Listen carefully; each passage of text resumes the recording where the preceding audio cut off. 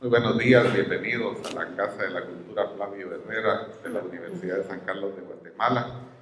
De nuevo, muy contentos de estar con ustedes, presentándoles este curso de Por los Caminos de la Nación, historias particulares de aquella historia.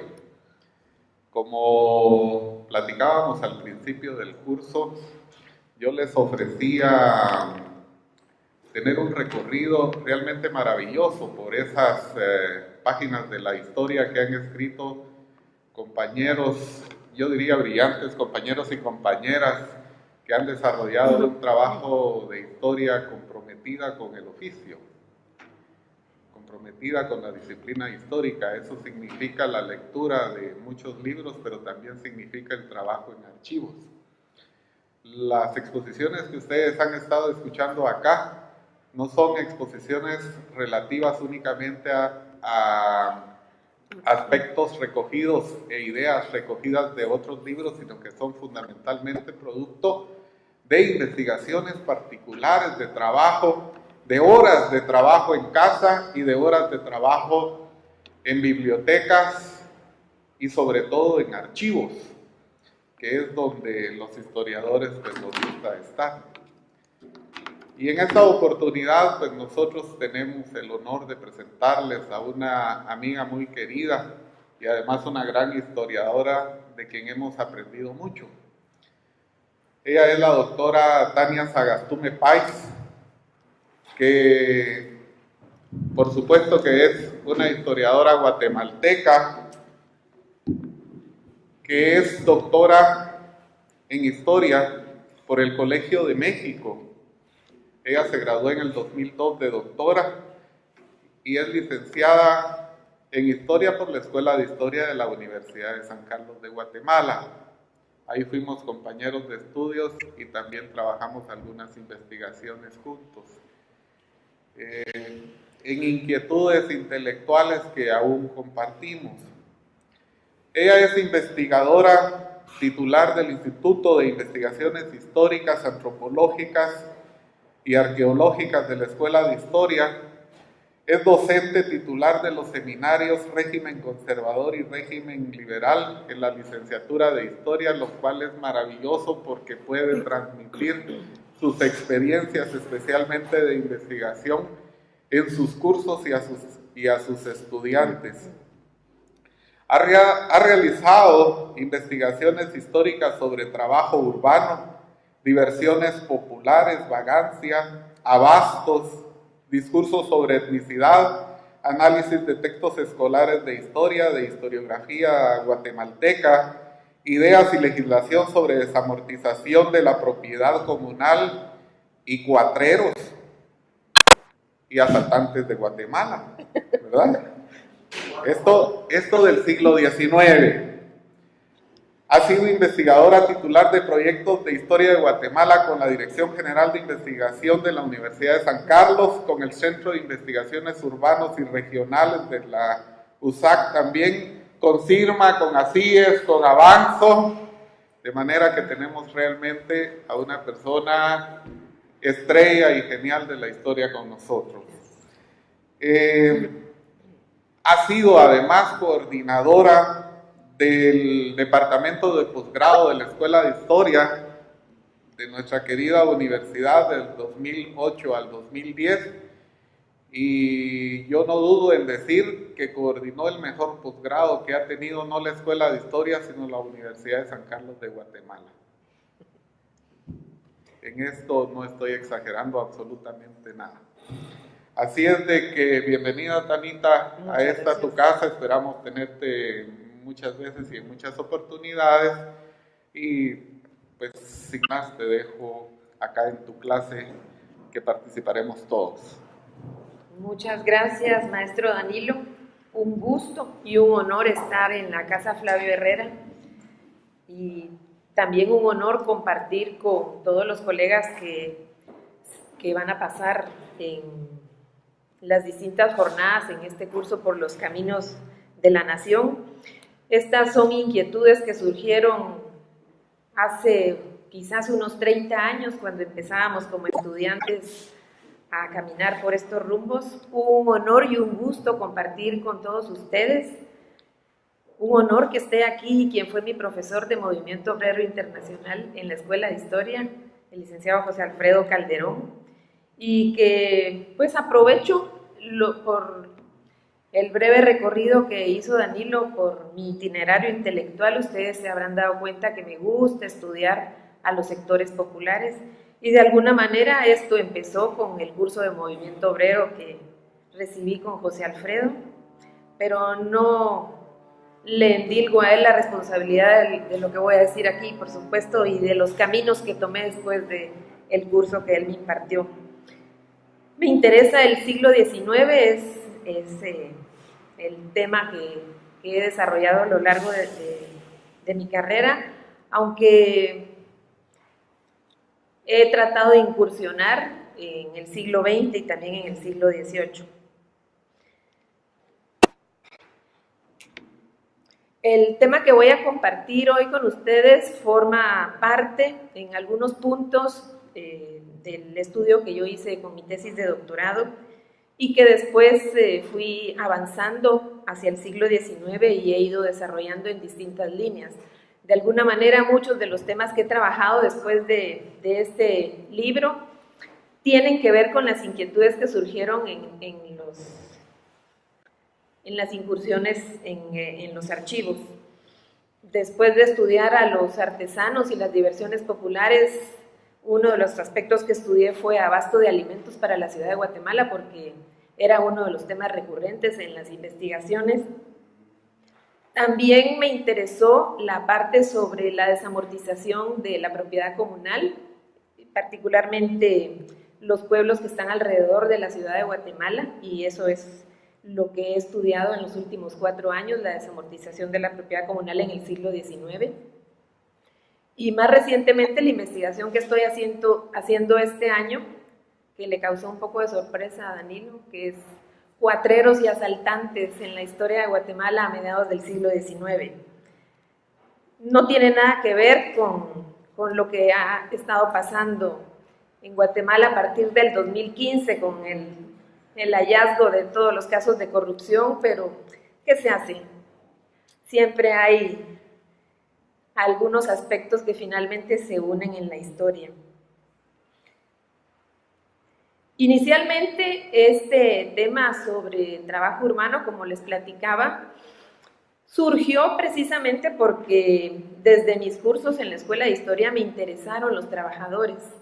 En un trabajo que hicimos con Danilo y otros compañeros sobre la fábrica de hilados y tejidos de Cantel, uno de los aspectos que nos interesó eran precisamente quiénes habían sido esos trabajadores, que no era el obrero clásico que uno ve en los libros de la Revolución Industrial, sino que en realidad eran trabajadores que venían del mundo del trabajo artesanal y en muchos casos del mundo campesino también, y que esto marcó de alguna manera el rumbo de cómo iba a ser el trabajo en el ámbito industrial en Guatemala.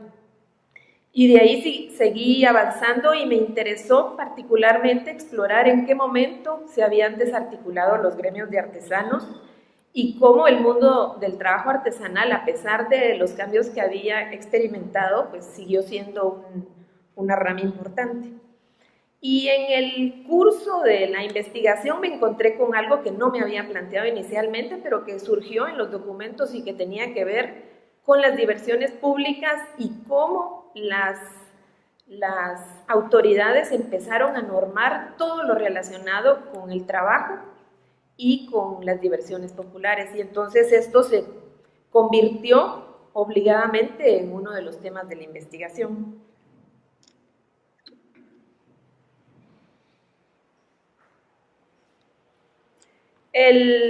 Lo que voy a intentar hacer es plantearles aquí 2 grandes temas. Una mirada sobre el impacto que sufrió el mundo del trabajo urbano. El ámbito geográfico es la ciudad de Guatemala, porque es precisamente el traslado de la ciudad en 1776 lo que de alguna manera marca un rumbo importante en este proceso. Y el otro gran tema que intentaré desarrollar es este recorrido por la legislación sobre el trabajo urbano, la vagancia y las diversiones populares, en algo que, a partir de lo que las mismas fuentes dicen, yo he denominado la reforma de las costumbres.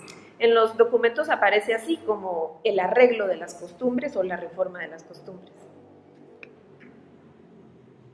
Este será el programa de lo que intentaré desarrollar en la próxima hora y piquito. Y pues como planteé aquí algunos temas, espero poder terminar y no cansarlos.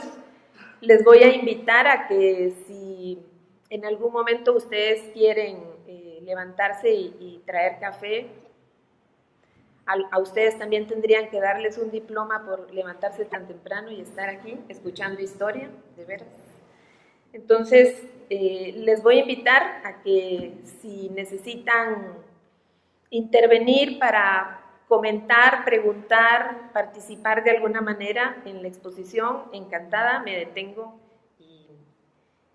y convertimos esto, si se puede, también en una conversación, no solo en una exposición de mi parte.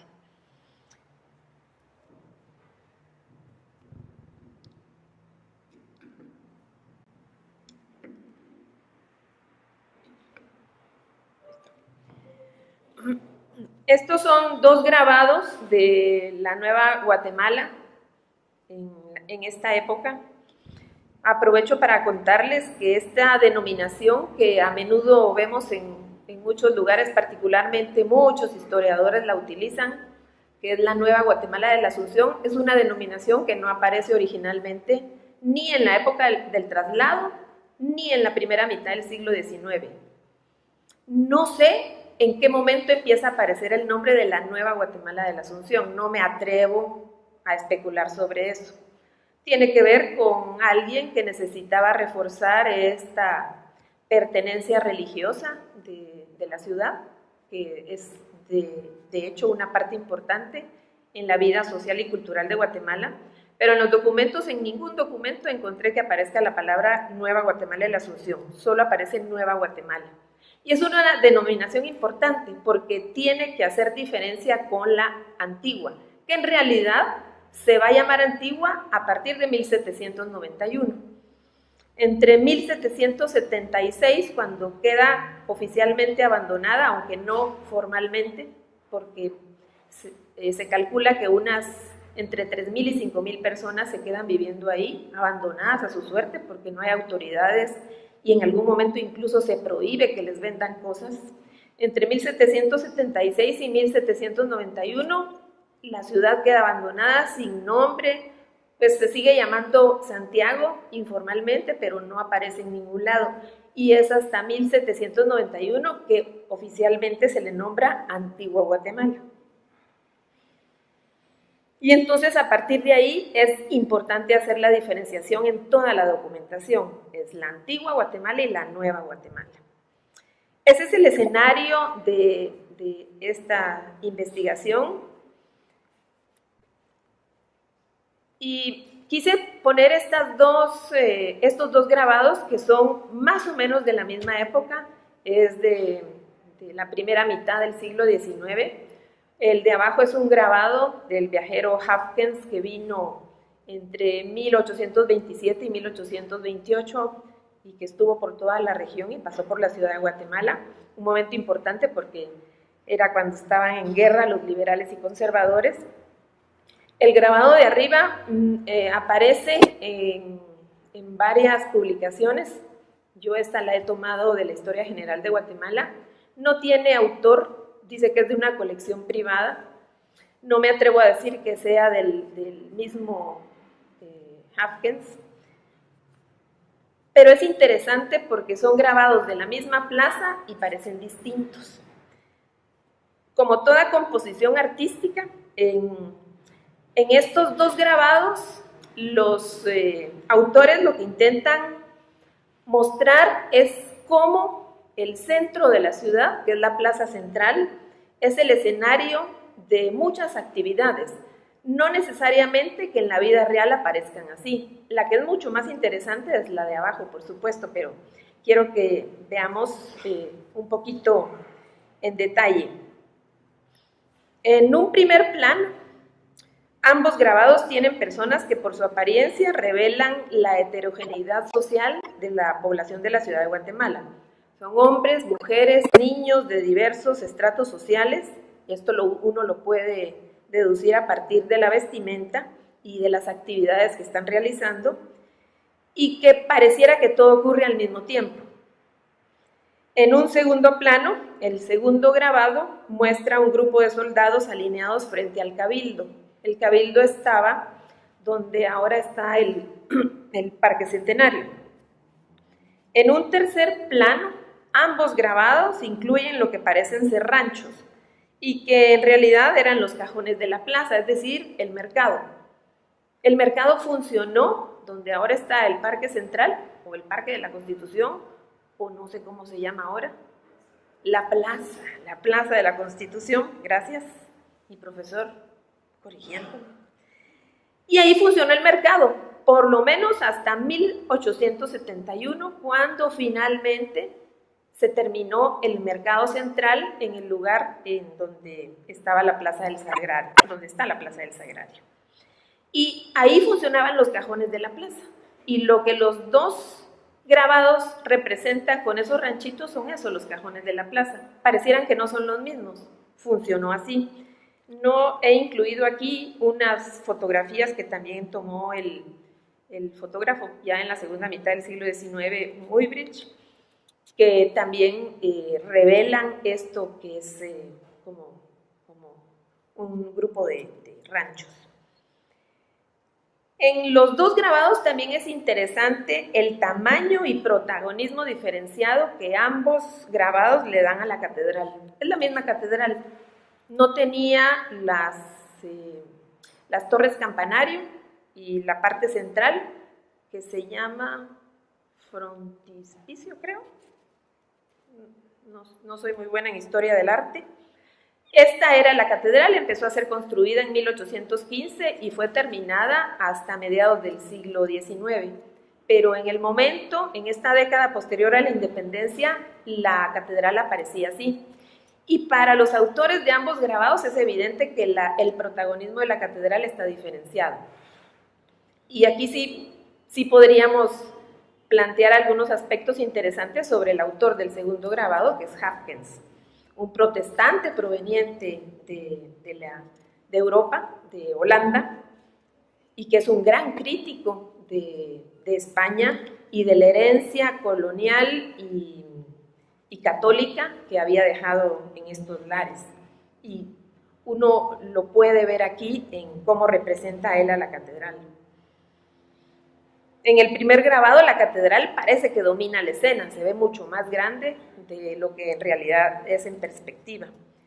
Parece más grande y más alta, y en el segundo, pues, más pequeña y lejana.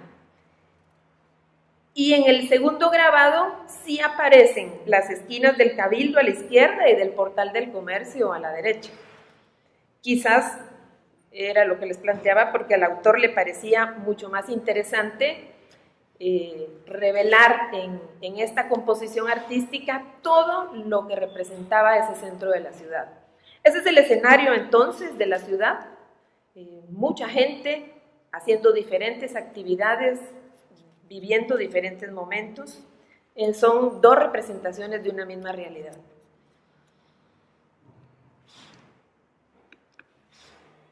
Este es un plano de la ciudad de Guatemala de finales del siglo XVIII. Está el norte hacia su izquierda, para que se ubiquen. Esta como cuchilla que aparece hacia arriba sería el actual barrio de Candelaria, aunque en esa época tenía otra denominación.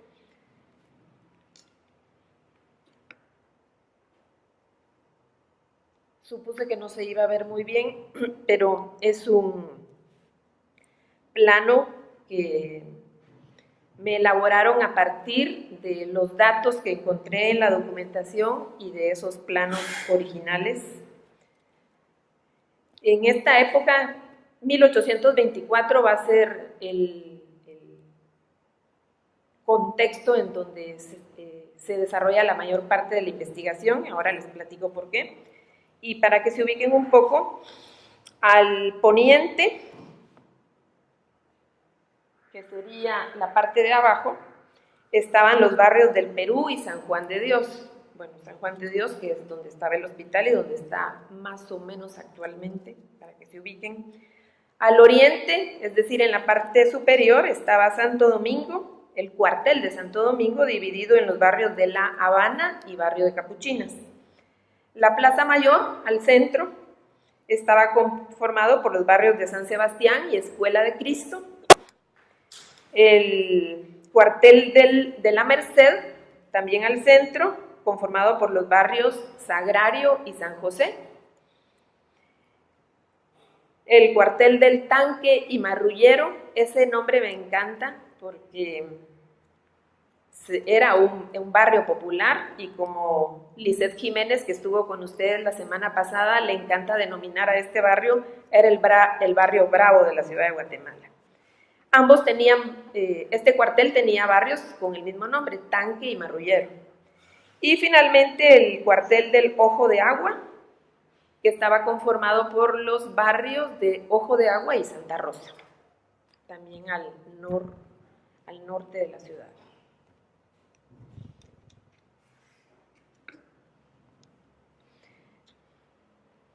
En la documentación que encontré, hubo un hallazgo muy interesante porque es el padrón de 1824 de la ciudad de Guatemala, que está completo. Los demás padrones que encontré están incompletos, y en el libro hago algunas comparaciones a partir de esas estadísticas incompletas, pero el que está completo es el de 1824 y lo he marcado aquí. Y lo que me interesaba es que ustedes vieran que se trata de una ciudad relativamente pequeña y que parece que en lugar de crecer en algunos momentos, incluso se reduce su población. Uno de los aspectos que remarcan los expertos en demografía histórica es el lento crecimiento de la ciudad de Guatemala durante todo el siglo XIX, y que en realidad la ciudad se mantuvo con un tamaño relativamente pequeño, por lo menos hasta la primera mitad del siglo XX, cuando empieza a crecer y cuando hay mayor flujo migratorio proveniente de provincia a la ciudad de Guatemala. Estos datos a los expertos en demografía histórica les han planteado muchas interrogantes. La más importante es qué pasó con la población de Santiago, que después se va a llamar Antigua, porque los datos revelan que no todos se quisieron trasladar, a pesar de que en 1789 hubo una prohibición expresa de que se quedaran viviendo ahí y la obligación de que se vinieran para acá. Antes del traslado, en la que después sería la Nueva Guatemala, existían unos entre 5,000 y 6,000 habitantes en el núcleo más antiguo de la ciudad, que está alrededor del Cerro del Carmen. Es lo que entonces se denominaba la ermita. Después del terremoto, se calcula que se trasladó aproximadamente el 60% de los originales 28,000 habitantes que tenía la ciudad de Santiago. Es decir, que poco más de 11,000 habitantes no se trasladaron, y si se calcula que se quedaron viviendo en Antigua unas 5,000, estas 6,000 personas restantes se cree que emigraron hacia otras ciudades mayores como Quetzaltenango o quizás a las Verapaces.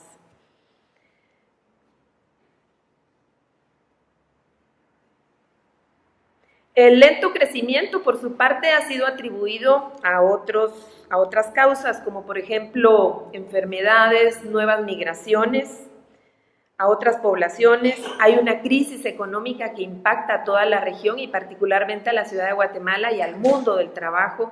Hay cambios de oficios, de lo que les hablaré más adelante, y esto determina que algunas personas probablemente tomaron la decisión de emigrar a otros sitios. Al final lo que estamos viendo es una ciudad con una población que se mantiene por debajo de los 30,000 habitantes. Gisela Geller, que es una experta en geografía y demografía histórica, calcula que hay un subregistro en el padrón de 1824 y que probablemente la ciudad tenía unos 28,000 habitantes, no más de esto. Pero que al final de cuentas es una ciudad importante, es la capital del reino, donde residen las autoridades civiles y eclesiásticas, reside la élite comerciante, es, digamos, una ciudad importante a pesar del tamaño. Y como lo he podido comprobar en otras investigaciones, como por ejemplo en la investigación que hicimos sobre los abastos de la ciudad de Guatemala, la ciudad demandaba mucho de los lugares cercanos.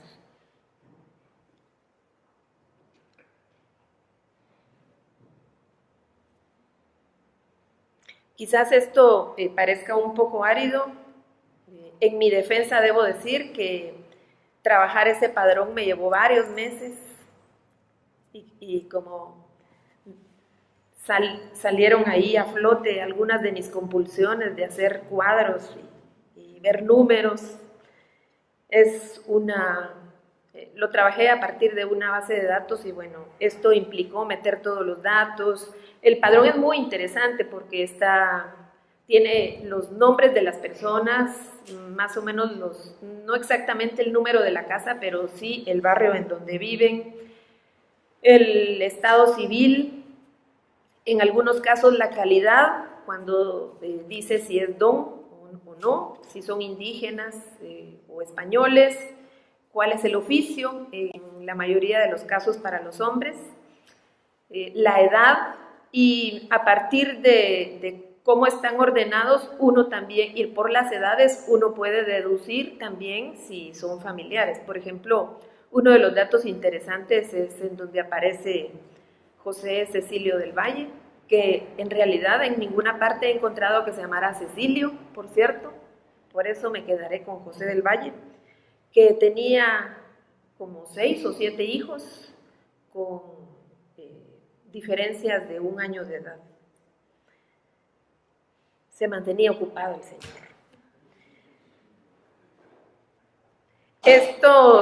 Los datos del padrón los trabajé a partir de a qué se dedicaban, la ocupación o el oficio. ¿Qué manda? ¿Sí? El concepto de servicios, que se ve claramente que hay un aumento grande de mujeres. Aquí incluyes a los que trabajaban en los hogares de los servicios domésticos. No, en el padrón aparece como oficio mujeril y de esto voy a hablar aquí. Sí. Además, esto me planteó grandes interrogantes. Yo no trabajo género y después mis amigas que trabajan género me han jalado las orejas por esto. A la hora de hacer los porcentajes, esto me generaba mucha complicación y entonces solo tomo quienes abiertamente declararon tener una ocupación y entonces esto no lo tomo en cuenta. Ahorita les platico sobre eso. Agrupé las ocupaciones en 9 sectores, pero además hay gente sin ocupación y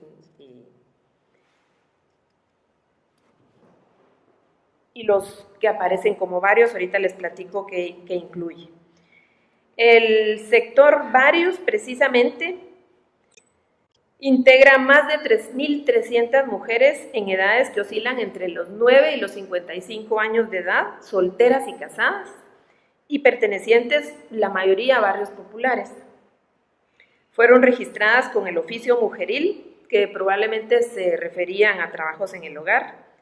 Y esto es un dato muy interesante porque es una ocupación que no aparece en barrios como por ejemplo el barrio de la Catedral o el barrio de San Agustín, digamos barrios más acomodados.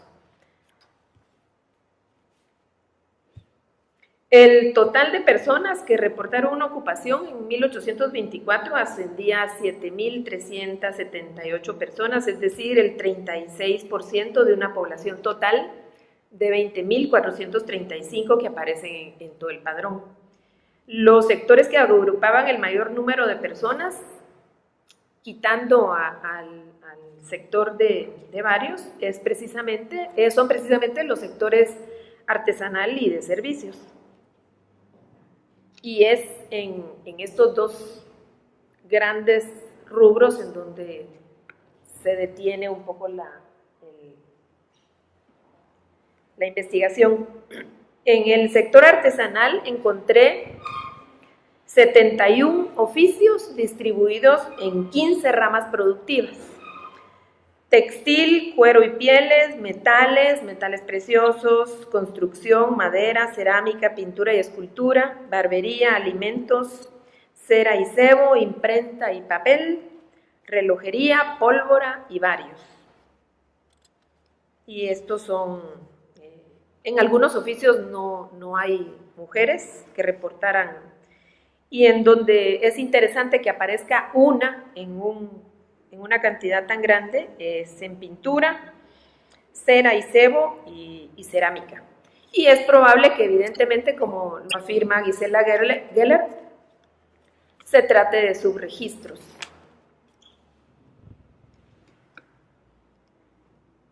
¿Avanzó? No. Lo que me interesa destacar es que a pesar de estos números, el porcentaje de la población artesanal es elevado, aunque no tan elevado como en 1791 con el padrón de 1794, que lo encontré parcial, no está completo, solo lo encontré para 2 cuarteles, y que entonces el porcentaje de artesanos de la ciudad era superior al 40%. En 1824 este porcentaje se ha reducido. Y en otras investigaciones que hice para el censo de 1880 y el de 1893, la cantidad de artesanos es mucho menor. Y el punto más bajo está en el censo de 1880, y de nuevo se cree que se trata de subregistros y de cuestiones relacionadas con que los artesanos ya no tienen obligación de pertenecer a un gremio ni de pasar por exámenes, y entonces la gente es probable que cambie de oficio de acuerdo con la demanda del mundo del trabajo. Sin embargo, todavía para 1824, algunos de los artesanos respondieron en el padrón que incluso tenían un oficio relacionado con este mundo del trabajo gremial, y hay todavía 73 maestros, 510 oficiales y 375 aprendices, y que en conjunto son el 38% de todos los artesanos reportados en el censo. Esto nos demuestra que todavía pervive la noción, la importancia de la estructura gremial vertical en este mundo del trabajo. Esta fue una de las preguntas que le dio origen a la investigación al principio, y que el análisis del padrón y otros documentos me permitieron responderlo en parte. Lo que yo encontré es que entre el traslado y el contexto de la crisis económica de principios del siglo XIX y la propia crisis del régimen político de la época, generaron muchos cambios en el mundo del trabajo. Particularmente en la ciudad de Guatemala, en el mundo del trabajo urbano, esto trastocó todas las actividades y particularmente el mundo del trabajo artesanal.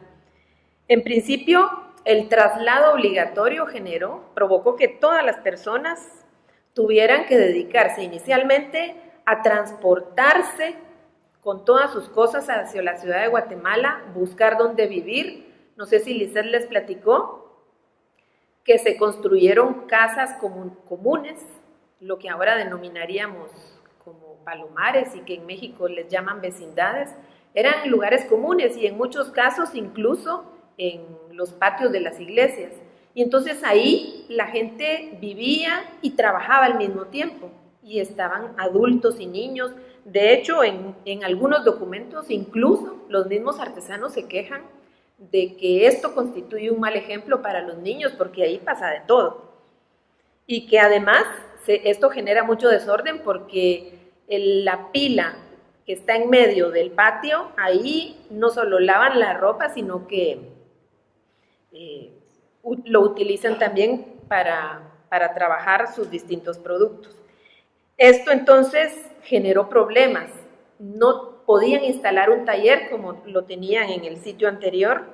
También generó problemas en cuanto a una clientela. Los artesanos generalmente tienen una clientela, y esto, al cambiarse de sitio, pues se trastocó también. Y luego conseguir la materia prima resultó un problema para algunos artesanos. Luego, la inusual demanda de mano de obra para los oficios de la construcción fue también un problema, porque las estrictas normas que la mayoría de los gremios tenían para quienes podían ejercer un oficio, estos se tuvo que cambiar, y de hecho existen algunas medidas en donde, por ejemplo, las autoridades dicen que no se va a autorizar la formación de un gremio de albañiles, porque la gran demanda de albañiles para todas las obras implica que si, por ejemplo, un escultor no tiene trabajo y hay trabajo en una obra, pues puede integrarse sin que esto implique que tenga que cumplir con todas las normas que establecían los gremios. La crisis económica de la primera década del siglo XIX también, y que se prolongó por lo menos otras 4 décadas, también provocó que mucha gente tuviera que cambiar de oficio. Fíjense que en el padrón de 1824 es bien interesante, porque encontré que algunos de los soldados, bastantes, la mayoría, se declaran a sí mismos, por ejemplo, como carpintero y soldado. Albañil y soldado. No, ellos mismos no dejan su oficio, y pareciera que están declarando que integrarse a las milicias es un trabajo temporal, y que lo más importante para ellos es formar parte del mundo del trabajo. Tiene que ver también con un aspecto importante, que es el honor y la calidad. Es como si no consiguiéramos trabajo, pondríamos historiadora y ceramista. Ejemplo. Bueno, no se me da eso, pero quizás cocinera, tal vez, ¿verdad? Historiadora y cocinera. ¿Ah?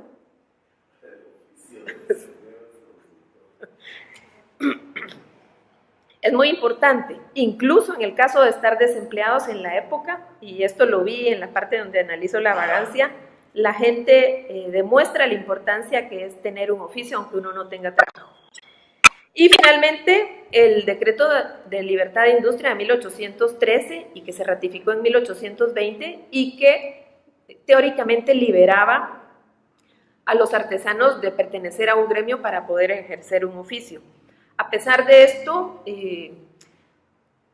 la importancia de pertenecer a un gremio, aunque el gremio fuera informal, yo lo vi porque todavía aparecen en 1819, 22 y 58, encontré exámenes para que un oficial pudiera ejercer un oficio como maestro.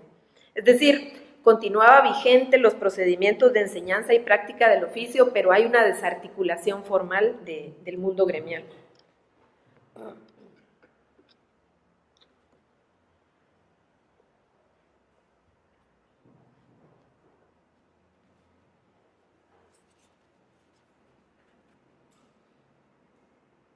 Este es el tema del que les platicaba, que no estaba incluido originalmente en la investigación, pero que los documentos me llevaron ahí y yo me dejé llevar. Ver diversiones públicas, embriaguez y vagancia no era uno de mis objetivos, y finalmente lo incorporé.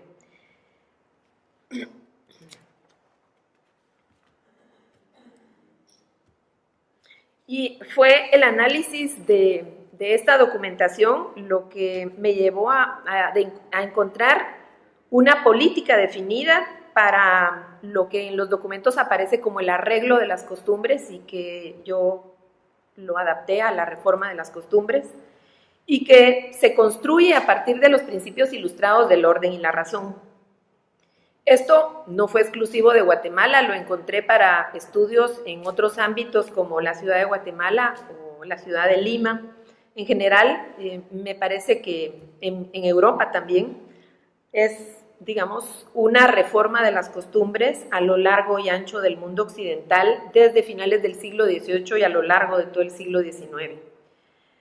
Los argumentos centrales reiteran que algunas de estas leyes se encontraban presentes en todos estos países. En Guatemala, la política sobre diversiones públicas mostraba 3 grandes líneas, que eran la compulsión al trabajo, es decir, compeler a la gente a que trabajara, el afán por normar las diversiones públicas y las regulaciones en ventas de licores para evitar la convivencia. En el caso particular es interesantísimo porque en lugares donde hay población indígena, como Guatemala, no solo establecer normativas, sino que vigilar que no exista convivencia entre indígenas y ladinos.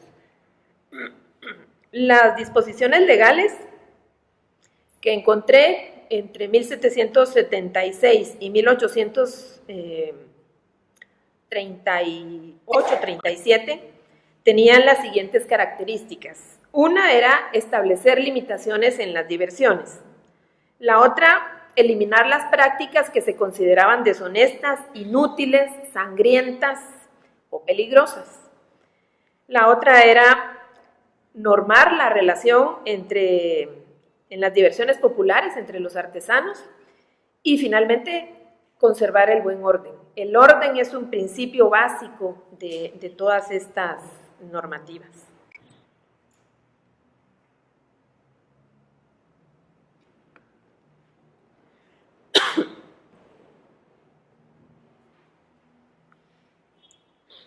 En conjunto, la investigación se hizo a partir del hallazgo de 74 leyes, entre bandos de buen gobierno, reglamentos, decretos, leyes específicas. Los más interesantes llegan por lo menos hasta 1818 y se llaman bandos de buen gobierno. Es una fuente riquísima porque no norman solo una cosa, sino que norman desde cómo debe trabajar la gente, cuáles son los horarios para estar en la calle, qué días se puede salir a divertirse, pero también tiene otras normas que tienen que ver con que se mantengan limpias las calles, que la gente vigile que las aceras estén empedradas, que si tienen sitios baldíos los cerquen, que se maten a los perros. Hay una gran preocupación por las enfermedades provocadas por los animales y particularmente esto de envenenar a los perros, que uno cuando lo lee en el periódico ahora se escandaliza. Y, por ejemplo, en lugares como Totonicapán, que hay épocas del año en que aparecen muertos un montón de perros. Esto era algo común en este periodo. Y de lo que se trataba era de contener las enfermedades y evitar el desorden. También tiene que ver con evitar que vivan amancebados en los distintos barrios. En fin, los bandos de buen gobierno abarcan de todo. Y yo lo que hice fue ordenar toda esta información, digamos, desagregarla de todos los documentos y tratar de buscar alguna lógica. Y lo que hice fue dividirlo en grandes temas. Me interesa particularmente cómo las autoridades norman los aspectos relacionados con el trabajo. Y tiene que ver con lo que yo le denomino en la investigación un tiempo para trabajar y un tiempo para divertirse. Hay también mucha información sobre vagancia. La embriaguez domina todo el panorama los juegos y las diversiones públicas. Hay menos sobre celebraciones religiosas y paganas. Incluso hay más interés en normar las actividades del carnaval que las mismas procesiones. Y aquí debo hacer una acotación que en la investigación yo no analicé documentación eclesiástica, únicamente la proveniente de las autoridades civiles. Y finalmente, los documentos relacionados con la moral pública.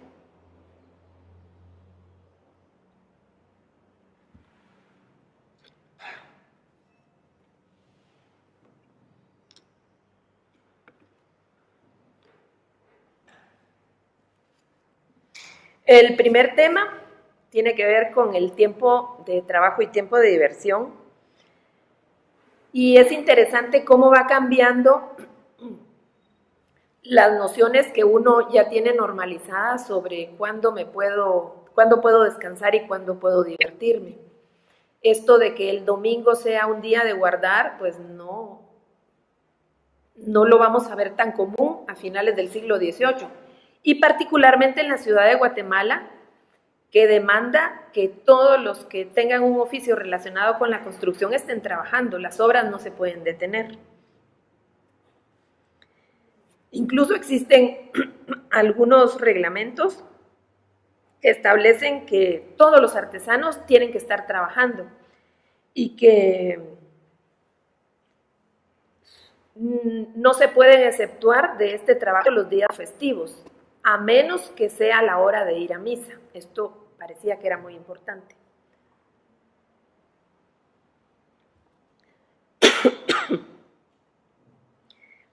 Sin embargo, de la mano siempre del pensamiento ilustrado, en esa misma época se empezó a argumentar sobre la necesidad de permitir que los miembros de los sectores populares dispusieran de momentos y espacios para el descanso del trabajo y la práctica de actividades recreativas. Ya desde 1803 encontramos noticias sobre cuáles debían ser las fiestas de guardar, es decir, que la gente no trabajara, o fiestas de tabla, como también se encuentra, y que, bueno, no las puse ahí, son 14 al año. Yo no soy muy religiosa, pero ahí se las paso al costo para que ustedes vean. Son las fiestas de Purificación, Patrocinio, Presentación, Santa Cecilia, Concepción, Santísimo Sacramento, Desagravios, Domingo de Ramos, Jueves y Viernes Santo, Santiago Apóstol, Corpus Christi. Corpus Christi era una de las fiestas más importantes del año, incluso más que la Semana Santa, y el Día de Reyes. Ya en 1818 aparece el día domingo y la prohibición de trabajar en esos días, es decir, en los días de fiesta y día domingo. El santo día domingo, como también aparece en algunos documentos, y los otros festivos autorizados por la Iglesia deben ser santificados, decían los documentos, y por lo tanto se prohíbe trabajar en ellos. No habrá tiendas, almacenes ni talleres abiertos, sino totalmente cerrados, sin que en estos días pueda hacerse expendio al público. El periodo de los primeros liberales, que abarca de la década de los 20 y los 30, introdujo nuevas normas sobre los días de descanso, que quedaron reservados para los domingos y 7 días más en el año, es decir, se redujeron las celebraciones a la mitad y aparecen 6 celebraciones religiosas y una civil. Está la Semana Santa, que en realidad solo son 2 días, el jueves de Corpus, el 15 de septiembre, que ya se celebraba a partir de 1822 ya se empieza a celebrar, el 1 de noviembre, Día de Todos los Santos, el 8 de diciembre, de la Virgen de Concepción, y el 25 de diciembre para Navidad.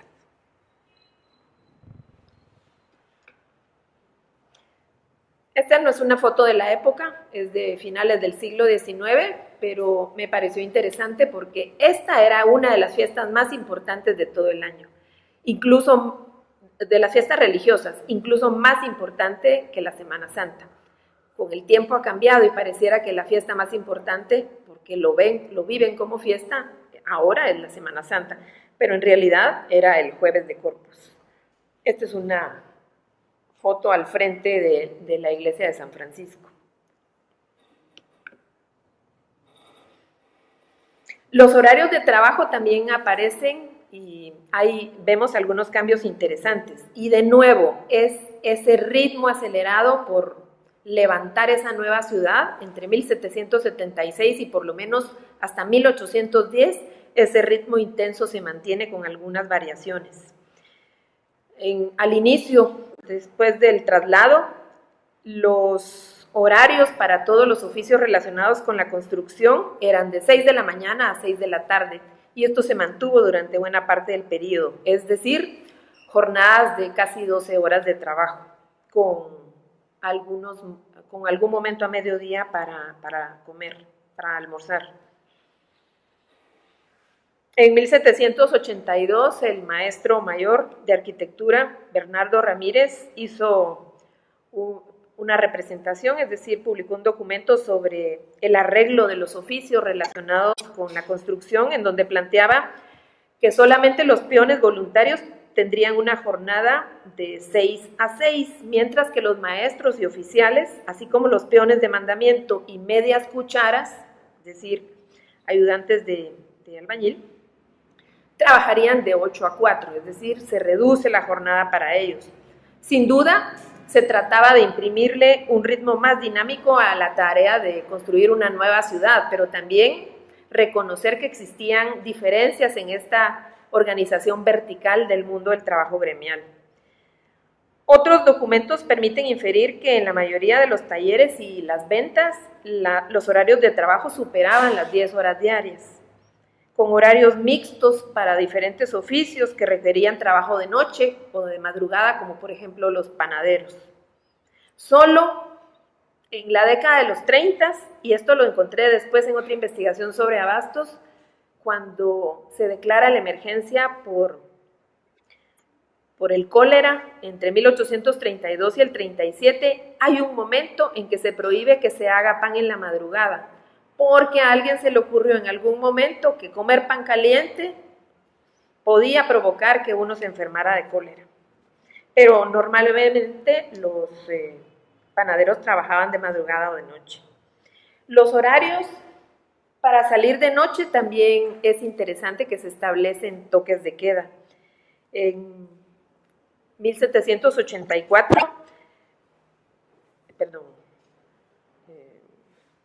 en 1784 la gente debía estar en su casa a las 9 de la noche y existían penas de azotes o 2 meses de servicio de obras públicas para quienes transgredieran esta norma.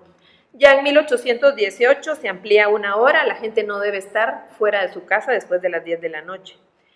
Y en realidad uno, cuando ve esto de los horarios, piensa, ¿y cómo sabe la gente qué hora es? Porque existían pocos relojes públicos.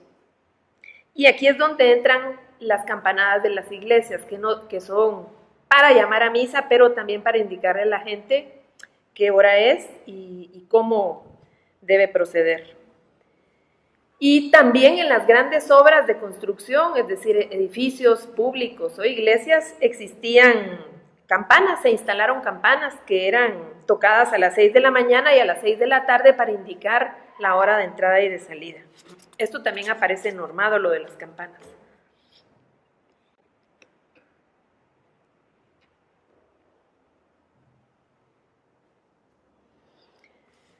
En el periodo estudiado, la vagancia cumplía un amplio espectro de actividades y comportamientos censurables. De las 74 leyes que se estudiaron, se encontraron 3 grandes características en común. Una es que se enumeraban los comportamientos prohibidos que caracterizaban a los vagos y que tenían estas denominaciones de vagos, ociosos y mal entretenidos. Esto es común en casi todos los documentos. Hasta 1790, los vagos eran los que practicaban juegos prohibidos, los que se encontraban ebrios en las calles, provocando desórdenes en horas y días de trabajo. Y gradualmente se le va a ir agregando que vagos también son los que no ejercen un oficio. Hasta 1824 todas las disposiciones estaban dirigidas a la plebe, es decir, este amplio mundo del trabajo conformado por aprendices, oficiales, aprendices, mestizos, mulatos y negros libres.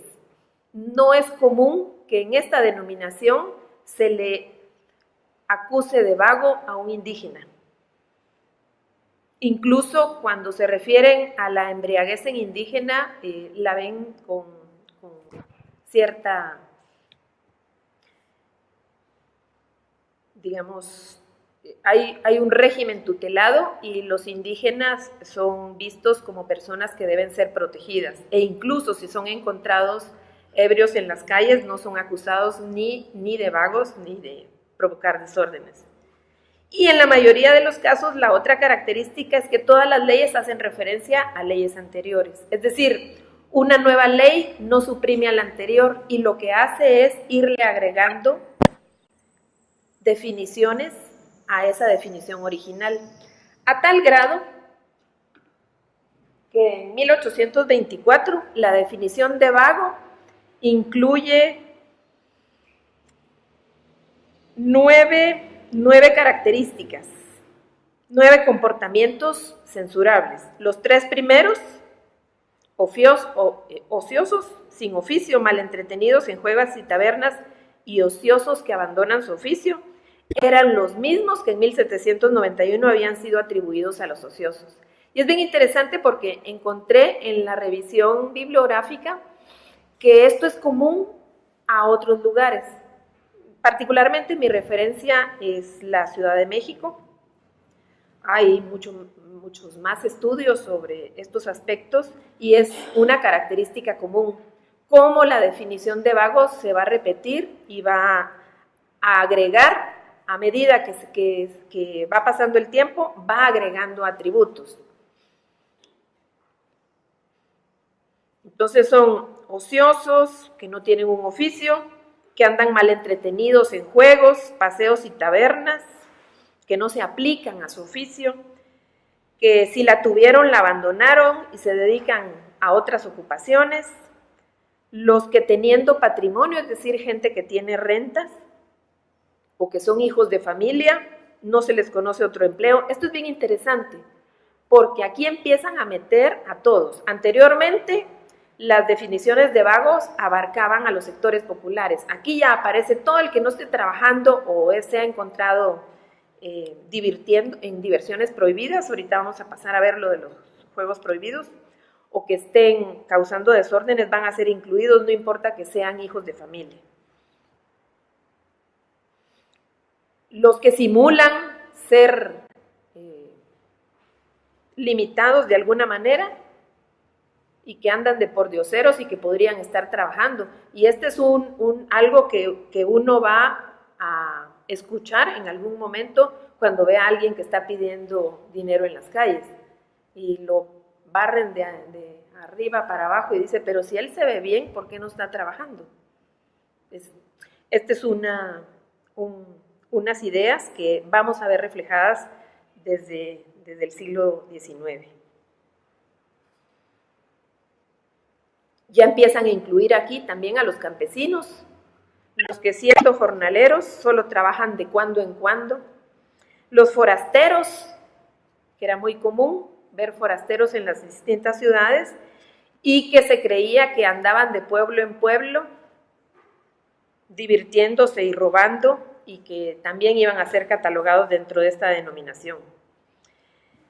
Lo que uno al final tiene que reconocer es que esta legislación en realidad cerraba los ojos al desempleo y a la ocupación temporal de la mayoría de los trabajadores urbanos. Es decir, si uno ve la crisis económica y cómo algunos incluso tienen que abandonar su oficio para dedicarse a otra cosa, lo que estamos viendo es grandes precariedades, y esta legislación que denominaba vago todo el que no estuviera trabajando, lo que hacía era cerrar los ojos a la desocupación. Pero mientras que las autoridades generalizaban la definición de vago para todos los que no estuvieran trabajando o fuesen encontrados en juegos prohibidos, es interesante cómo los trabajadores apelaban en sus declaraciones en los juicios a un aspecto tan importante como el honor. Cuando se defendían diciendo que aunque no estuvieran trabajando en el momento de ser capturados, sí tenían un oficio. Encontré un juicio muy interesante, y nunca lo voy a olvidar, porque encuentran a un señor que está, lo encuentran con una daga, con un cuchillo. Y en las declaraciones del juicio lo acusan de vago porque además tiene un arma prohibida, un arma corta prohibida, y no está trabajando en horas de trabajo. Y entonces él en su defensa dice que él no está trabajando porque no tiene trabajo en este momento, pero que él creo que era carpintero, pero que él es carpintero. Es decir, hay un concepto del honor ahí muy definido. Y que él en realidad estaba sentado en la banqueta cortándose las uñas de los pies con ese cuchillo. No era que iba a atacar a alguien. Esto es bien interesante porque uno se plantea también en estos aspectos sobre la vida cotidiana, cómo se cortan las uñas las personas, ¿verdad? Él dijo que estaba cortándose las uñas. Y también es, digamos, como las dos caras de una misma realidad.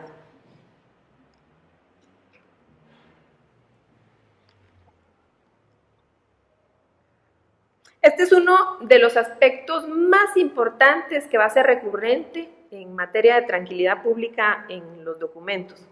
Los argumentos de las leyes publicados durante el periodo intentaban establecer límites, uno en la fabricación y venta de aguardiente y chicha. El aguardiente se vendía en las tabernas, aunque también en algunas tabernas se autorizaba la venta de vinos y otros licores. Y la chicha es esta bebida fermentada a partir de diferentes componentes y que sufrió regulaciones a lo largo incluso del periodo colonial y todavía del siglo XIX, porque la gran discusión era qué era, si era un fresquito o si era una bebida embriagante, y que en realidad tenía que ver con el grado de fermentación que le iban a dar, y esto era muy difícil de determinar para las autoridades. Entonces pasaba por el filtro de ser una bebida embriagante, y quienes lo vendían eran generalmente mujeres. El otro aspecto para establecer límites era disminuir el consumo para evitar la embriaguez, y para esto se imponían restricciones.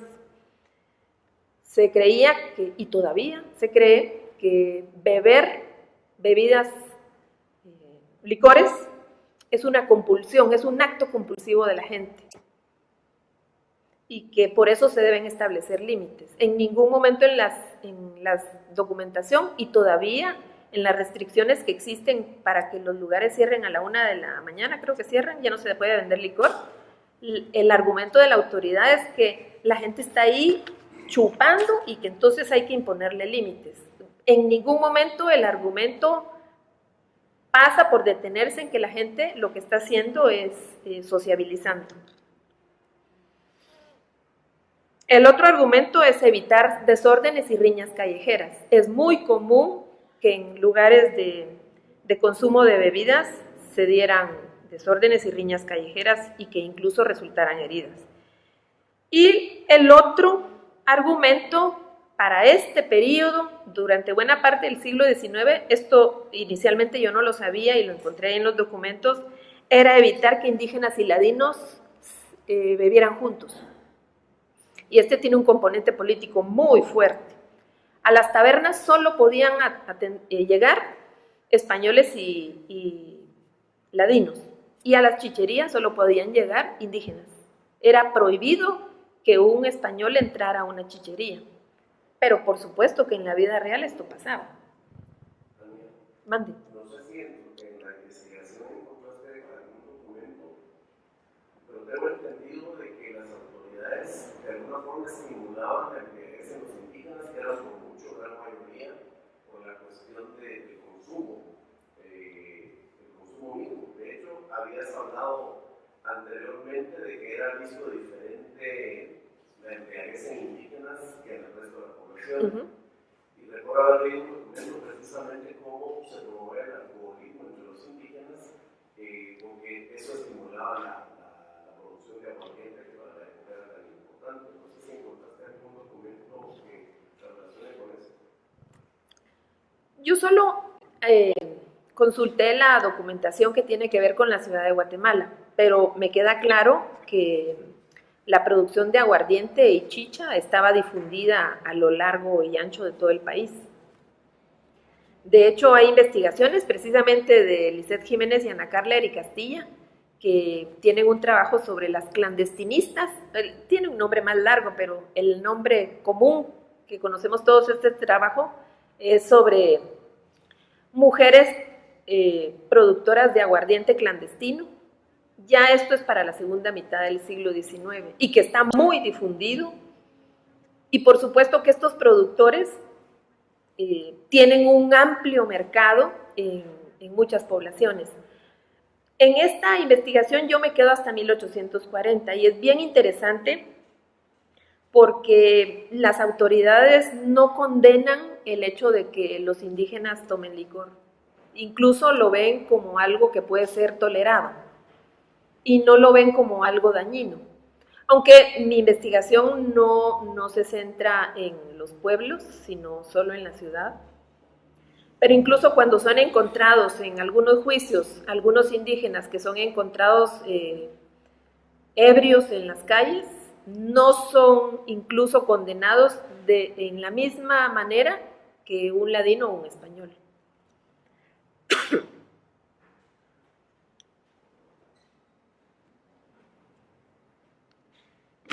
Ay, perdón. Así.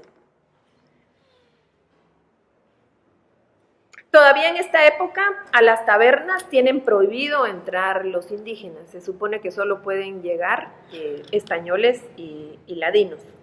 Y el reglamento de tabernas de 1803, que se mantiene con algunas variaciones, por lo menos hasta la segunda década del siglo, establece una serie de requisitos y que de alguna manera nos van indicando cómo conciben las autoridades que implica por qué la gente va a estos lugares. Es decir, dice que solo debe tener una puerta, la que da hacia la calle, y que no deben haber escondrijos ni lugares donde la gente pueda eludir la vigilancia de las autoridades. Colocar el mostrador a una vara, es decir, menos de 1 metro, manteniéndolo siempre cerrado, sin comunicación a la parte interior. Que no debe venderse otras cosas más que el licor, no debe haber comida, no deben poner música, no debe haber juegos. No se trata de atraer al público. Están viéndolo como la gente llega ahí como por una convulsión a tomarse un trago y debe evitarse en la medida de lo posible que se queden, que se tomen el trago y que se vayan afuera.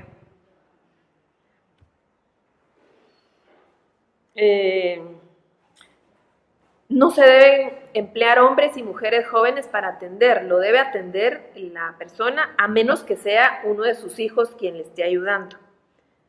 De nuevo, no se trata de atraer a la gente con otros atractivos. El horario en que podían estar abiertas las tabernas en esta época era de 6 de la mañana a 8 de la noche, un horario medio raro, sobre todo pensando que si los trabajadores están en las obras, pensemos en un albañil, de 6 de la mañana a 6 de la tarde, solo le quedan 2 horas para ir a tomarse un trago. Y de nuevo, para las autoridades es como que fuera a ir a la farmacia, se toma su trago y se va corriendo. Todas las tabernas tenían que tener un rótulo o una señal para distinguirlas, es decir, no confundirse, ay, me equivoqué, creí que era la panadería, no. Tenía que tener el rótulo. No se podía vender fiado ni sobreprendas y estaba prohibido mezclar los licores. Estas prohibiciones también nos hablan de lo que sí se hacía, es decir, se prohíbe lo que ya constituye una práctica y nos da algunas luces para entender cómo era este mundo de las tabernas. En 1806 se publica otro reglamento que además de las disposiciones que ya se habían incluido en 1803, incluía otras que era que las licencias para tabernas solo podían ser autorizadas para españoles y ladinos y de ninguna manera a los indígenas. Las tabernas deberían estar ubicadas a una distancia no mayor de 4 cuadras de la Plaza Mayor, es decir, no en los barrios, menos en los barrios bravos, como les dice Lisette, y que no debería permitirse ningún juego ni conversaciones o tertulias en su interior. Fíjense que hay un historiador, Juan Pedro Viqueira, que tiene un libro sobre las diversiones públicas en la Ciudad de México en la misma época y que para mí fue un gran hallazgo. Él plantea que en el caso de México son las pulquerías, donde se vende el pulque, no sé si lo han probado, que todavía lo venden ya sin estas restricciones. Él dice que todas estas disposiciones, que son muy comunes a las restricciones que hay para la ciudad de Guatemala, lo que hacían era evitar que estos espacios funcionaran como espacios de sociabilidad popular. El consumo de bebidas embriagantes se convirtió entonces en un desahogo compulsivo en lugar de un acto integrado a la vida cotidiana. Es decir, Viqueira plantea que en lugar de disuadir el consumo, lo que las autoridades hacen es que la gente lo haga como un acto compulsivo. Y bueno, esto uno lo puede entender muy bien en términos psicológicos. Cómo prohibir algo genera compulsión. Y me acuerdo cuando platicábamos con Danilo, cuando se introdujo la prohibición de fumar en lugares públicos y que esto generó una gran ansiedad entre las personas que fumaban y muchos lo hacían como un acto de desafío, ¿verdad? Ahora no sé cómo les va. Yo dejé de fumar en esa época, por suerte. Y plantea Viqueira que, a diferencia de ciudades como la ciudad de París, en donde los trabajadores contaban con espacios de diversión pública, los cafés, o cabarets, o guinguettes, como también se les conoce a estos lugares donde la gente podía llegar a tomar una copa de vino, comer y conversar, y existen incluso estudios históricos que revelan cómo el dependiente, el dueño del café o el que está sirviendo las bebidas, incluso se convierte en un gran confidente de la gente que llega a tomarse la copa y a platicar. Es decir, tomarse la copa no es solo un acto compulsivo, es también una forma de sociabilidad popular. Y esto es lo interesante de que uno pare estudiando esto, que para mí que soy terriblemente aburrida y que no tomo, fíjense ustedes.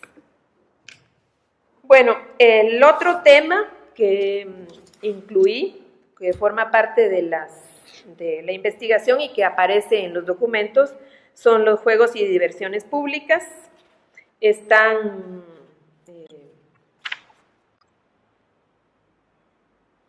La gente solía divertirse, a diferencia de lo que planteaban los viajeros de la época, que decían es que en Guatemala no hay teatros ni cafés literarios en donde la gente se pueda divertir. Pues la gente se divertía desde las más estructuradas, como ir a las corridas de toros, las peleas de gallos, pero también en las celebraciones religiosas y paganas, y otras celebraciones menos estructuradas, como por ejemplo pararse en una esquina, platicar, cantar, jugar cincos o simplemente estar ahí, ver pasar gente. En este contexto se impusieron los principios del orden y la razón. Las autoridades constantemente afinaban los controles para establecer límites y de lo que se trataba era de evitar los desórdenes. Los juegos que estaban prohibidos eran los de suerte o azar y estaban los dados, lotería, ruleta, juegos de naipes y habían ahí diferentes, todo esto que dice banca, cacho, flor, tiene que ver con distintos juegos de cartas, las rifas privadas también sin autorización previa. Y la oposición de las autoridades giraba en torno a varios objetivos. Uno era el moral, que era tratar de evitar el mal ejemplo a mujeres e hijos de familia, así decían las leyes. El otro era económico y buscaba impedir que se hicieran apuestas y transacciones económicas entre particulares sin que el gobierno recibiera su respectivo ingreso. Era la SAT hablando. Y el otro político, que era muy importante, que era evitar que las constantes riñas y heridos que surgían a partir de la práctica de estos juegos en tabernas, chicherías, mesones, posadas, casas de juego, y controlar la reunión de las personas en lugares públicos.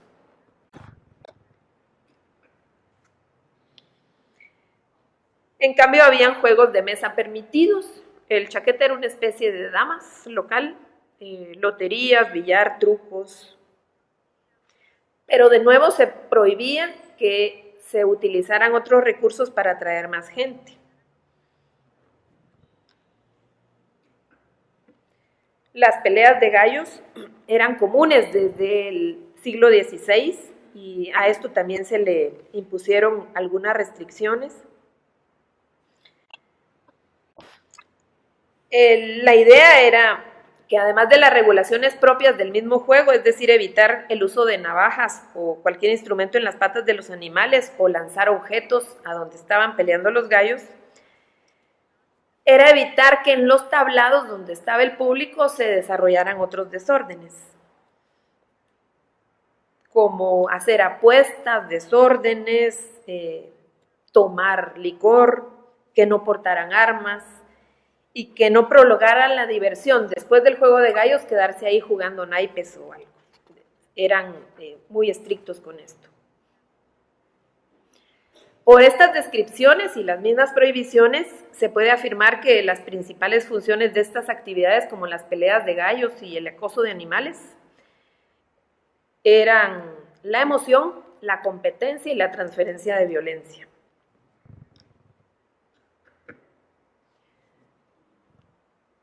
Las fiestas de toros de muerte y correr toros y novillos por las calles eran diversiones populares de origen español que fueron trasladadas desde el siglo XVI. Pero mientras que en otros países, desde finales del siglo XVIII, de la mano del pensamiento ilustrado, se prohibieron las corridas de toros porque eran diversiones sangrientas, en Guatemala se optó por no prohibirlas, pero prohibir los toros de muerte, con el argumento de que si solo se corrían y se divertían, es decir, solo el acoso al animal sin matarlo, esto no iba a ser perjudicial. Y entonces es a partir de las descripciones de algunos viajeros donde uno descubre qué concebían como no sangriento. Y estas son descripciones de los viajeros a mediados del siglo XIX. Es decir, acosar al animal sin matarlo, y esto era permitido. Y uno lo tiene que ver entendiendo el contexto, es decir, no llegar a matarlo, no ver la sangre, pero fuera de eso se vale de todo.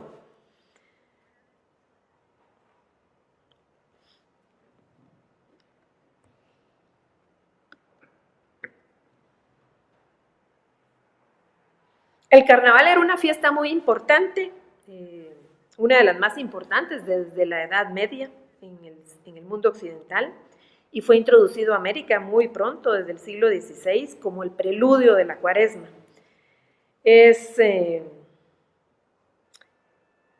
Hay algunos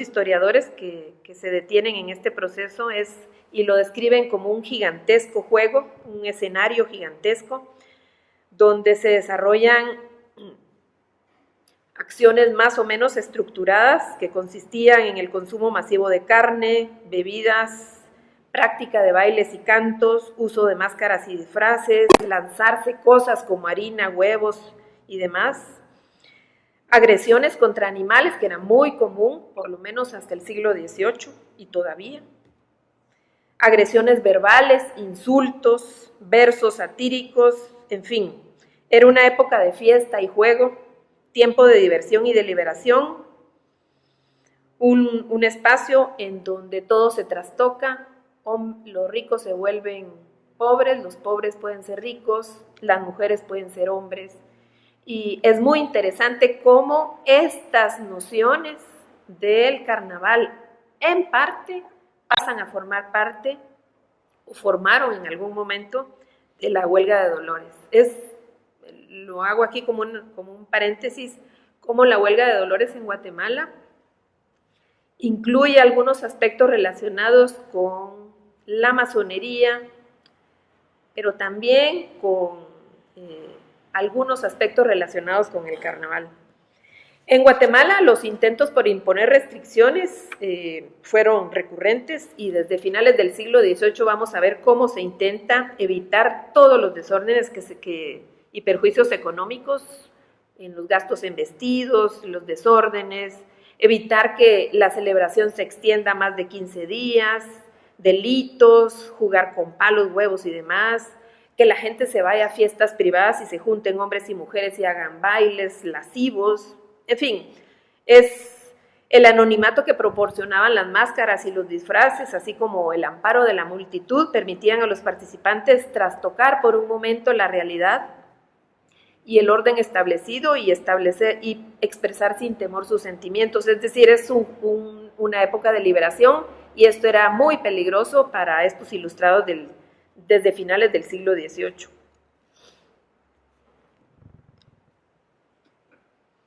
Pero en tiempo de Cuaresma también hay diversión, ¿cómo no?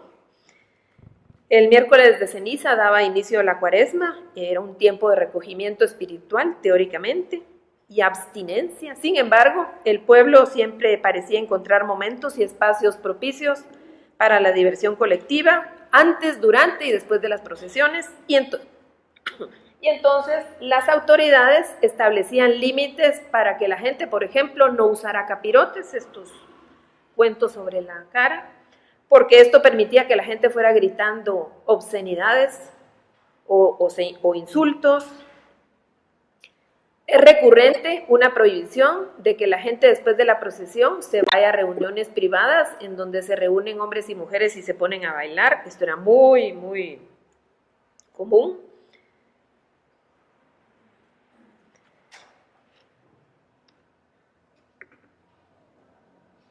Y este es el último tema en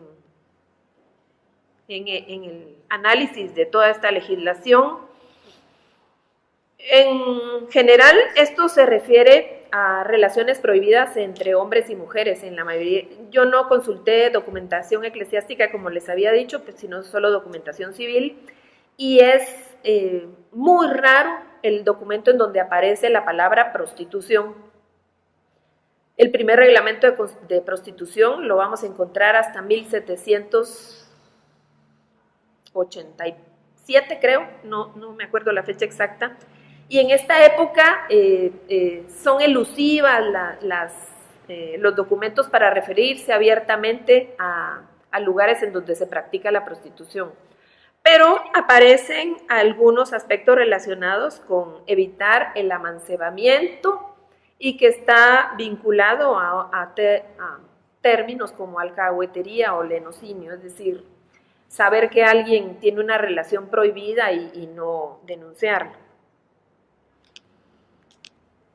Aunque supongo que Lisette les platicó sobre el alto índice de ilegitimidad en la época y que era muy común este tipo de relaciones entre las personas.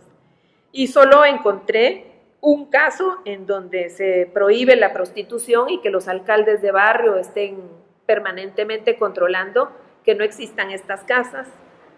Es decir, no se tolera. Y las mujeres que sean encontradas practicando la prostitución, iban a ser conducidas a la cárcel de mujeres, que entonces era la casa de recogidas, que funcionó por lo menos hasta finales del siglo XIX. Y que inicialmente era un lugar a donde eran mandadas las mujeres huérfanas y que no tenían tutores, pero gradualmente se fue convirtiendo en una cárcel de mujeres. Al final, el punto más sensible era evitar crear las condiciones para que hombres y mujeres convivieran en espacios cerrados de diversión, sin controles. Y bueno, ya para terminar, algunas conclusiones. de cómo el traslado de la ciudad generó un contexto histórico particular. Es la única ciudad en América, en la América española, es la única ciudad capital que se traslada en pleno auge de las reformas borbónicas. Y esto genera un gran interés para los historiadores porque era la oportunidad ideal de crear esa ciudad ilustrada. El problema aquí fueron los recursos, pero en el ámbito de las regulaciones, la ciudad de Guatemala sí se permitió establecer una serie de controles que en otras ciudades coloniales era más difícil. El gran problema inicialmente para el mundo del trabajo fue la falta de trabajadores, porque los artesanos no aceptaban trasladarse inicialmente hasta que se les obligó, y la obligación vino casi 10 años después del traslado. Y entonces fueron los indígenas de los pueblos vecinos los que de alguna manera suplieron esta falta de trabajadores. Y en general de lo que se trataba era de mantener el orden en las obras.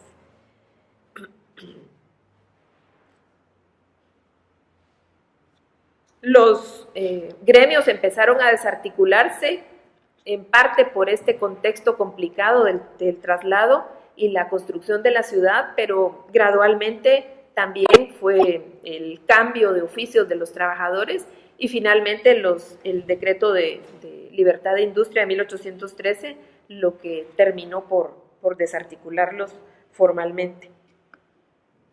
La reforma de las costumbres o el arreglo de las costumbres era un concepto muy amplio que abarcaba desde el proceso de enseñanza de los oficios hasta el vestido y las costumbres de los trabajadores, incluyendo cómo se divertían en la calle. Es decir, se trataba de normar la vida de las personas desde su trabajo hasta su vida cotidiana. Bajo los principios ilustrados del orden, la razón y la decencia, las autoridades intentaban eliminar los desórdenes, las diversiones sangrientas, los excesos, las faltas al trabajo y establecer incluso los horarios en que la gente podía trabajar y divertirse. Al final se trataba de introducir nuevos patrones de diversión enmarcados en los límites de lo permisible para ellos. Muchas gracias.